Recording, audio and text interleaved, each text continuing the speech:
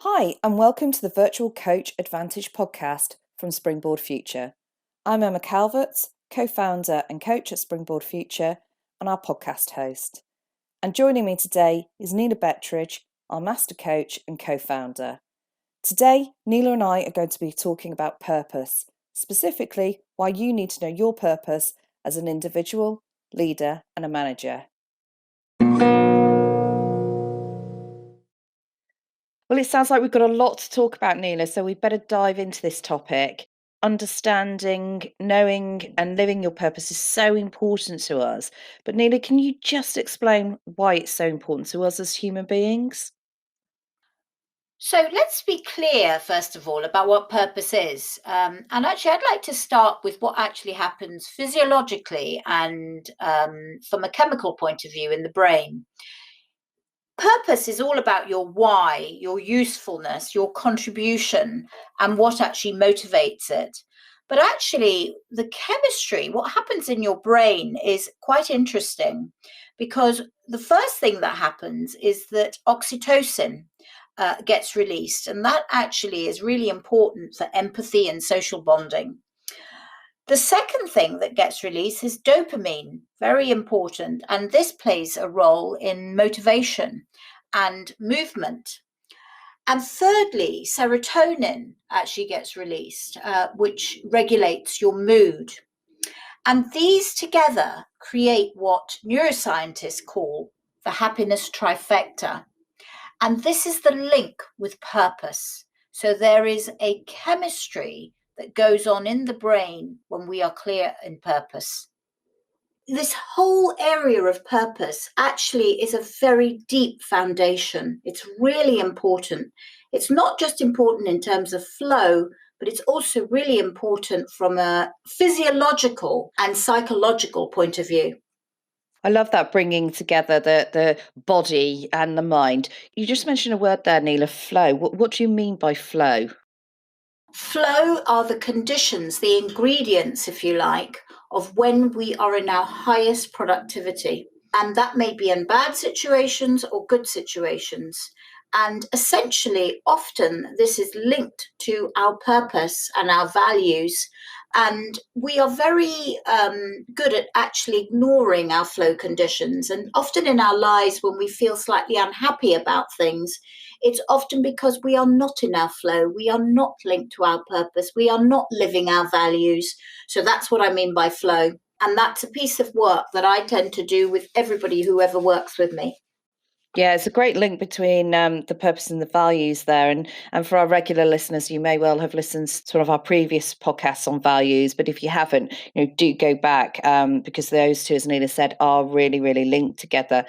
But it isn't something that we stop and think about a lot, is it, Neela? We don't sort of go around talking to our mates about our purpose.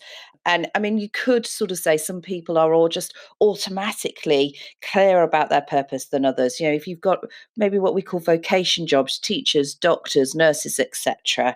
What are your thoughts on that, Neela? Yeah, I would totally agree with you, Emma. I mean, we don't spend enough time thinking about our reason for being, and we don't spend enough time thinking about our purpose. And that is why many of us get ourselves in a pickle because we actually are unable to understand why we don't feel very happy. This recent lockdown and what we've been going through has made many of us think about purpose. And, what is it that makes us get up in the morning? Really, when you strip everything away.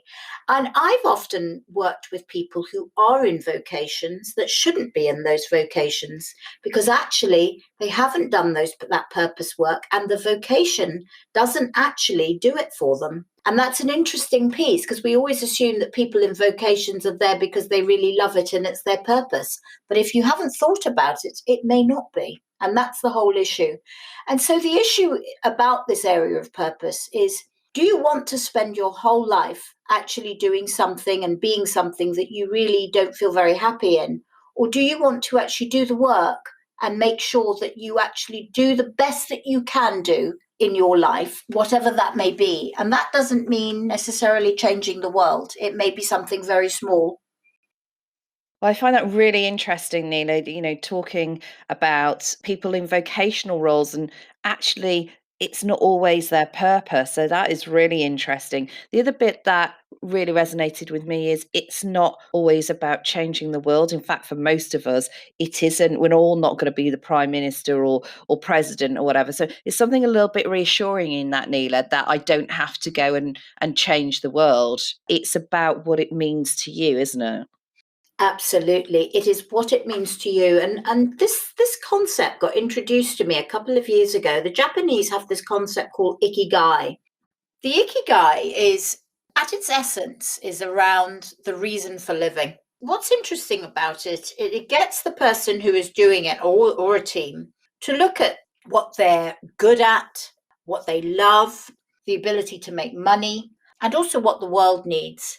And actually, what is the intersection? And that intersection is Ikigai.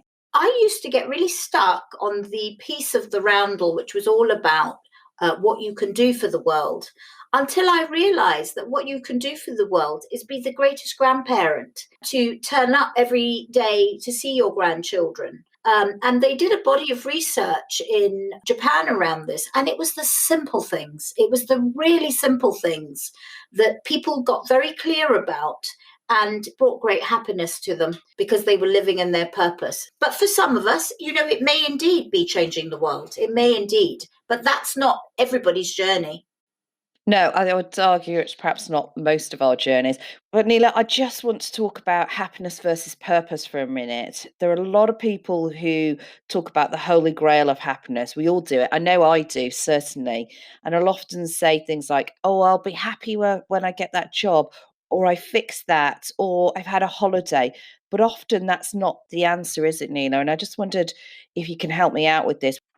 Now, I'm no expert on this, Emma, because I, like everybody else, can fall into the traps that all of us can. But the one thing that I have noticed, having worked on myself, but also worked with many, many, many leaders, people who are clear on their values, make time for them, tend to be more happy, but also they allow time to be happy. They lean into the difficult things. They face things in a different way to many people. So I think happiness is actually, yes, it's great to have that next job, the great car, the incredible house, the fantastic holidays. But actually, in a long-term basis, that doesn't make you happy. It really doesn't. You've got to get really clear about the things that really matter. And again, I'll go back to this last year that we've been in. I think many of us, not all, I get that, but many of us have found actually being with our family and the happiness we get from that, very simple things, having dinner with your family, playing a game. That's what I think happiness is really about. And everything else is an add-on. I'm great at Cluedo now after this lockdown, Neela, I can tell you that. There's something coming up here for me about resilience. Yes. You talk about allowing yourself time, being connected to your values, which, are really important to understanding your purpose and living your purpose. Can you talk to us a little bit about how all of this helps your resilience? Yes. Some of the practices that you put in place, if you are clear about your values and what makes you happy, also underpin resilience. So I'm a great fan of Tony Schwartz's work. He runs a company called the Energy Project. He doesn't teach models. What he does is he develops practices in a number of areas. This really enables people to be resilient. And it's because these people are able to practice what they preach. And it may be as simple as I go for a walk every morning at 6:00 because that actually sets me up for the day and I'm able to face whatever life brings me during the day. Purpose, values, and resilience are very much tied together.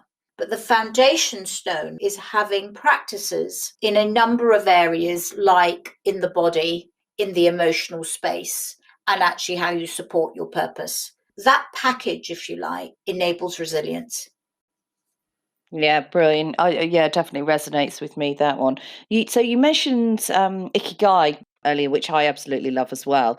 What other tools do you use to help people really get clear about their purpose? To be really honest, it depends on the person that I'm working with. So I use a range of tools.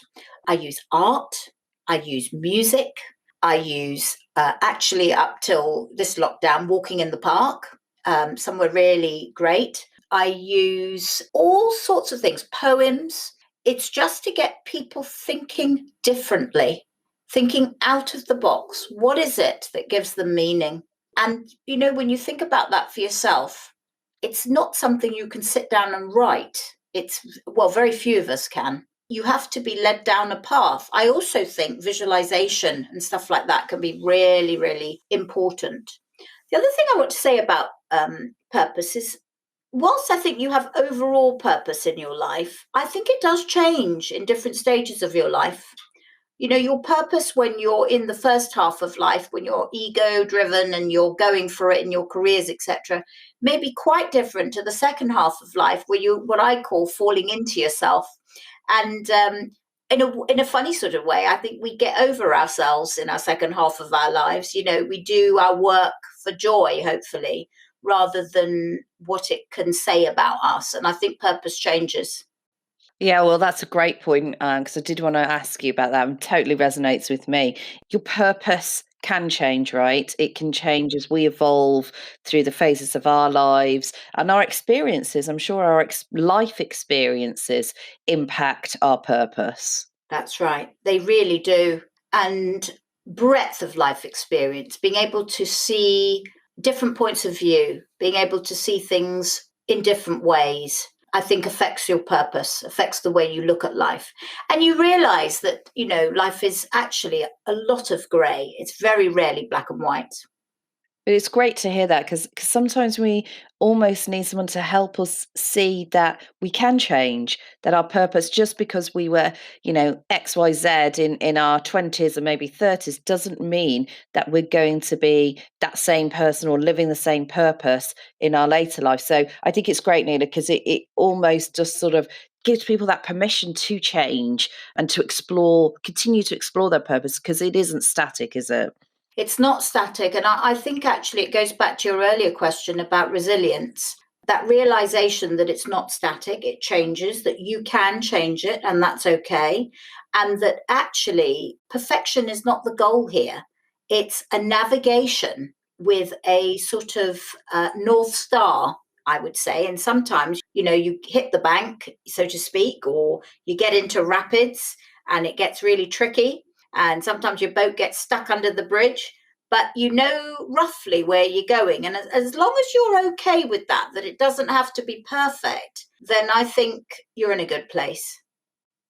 Well, that's great. Thanks, Neela. I've really enjoyed our chat today. A couple of really key takeaways for me. I am going to grab and repeat: perfection is not the goal.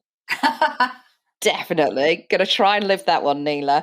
The other thing that's really sat with me is it's not about changing the world. It might be for some people, but average people like me, it's not. It's about living my purpose and enjoying it and giving me the resilience and adding to my life. So I feel like that's been a really good lesson for me today. So actually, what Neela and I are going to do in the next podcast is we're going to take this conversation about purpose one step further now. We're going to talk about why purpose matters so much to the team. So as leaders and managers, you've now got the basis from us today about why it matters on an individual level, but now we're going to talk about why it matters on a team level. And it's actually going to be our last podcast of the season, so do make sure that you join in. As ever, we love to hear your feedback, comments and requests for topics for season 2. You could get in touch with us via springboardfuture.com or follow us on LinkedIn and Twitter. Thanks for joining the Virtual Coach Advantage podcast today. We hope to coach you again soon.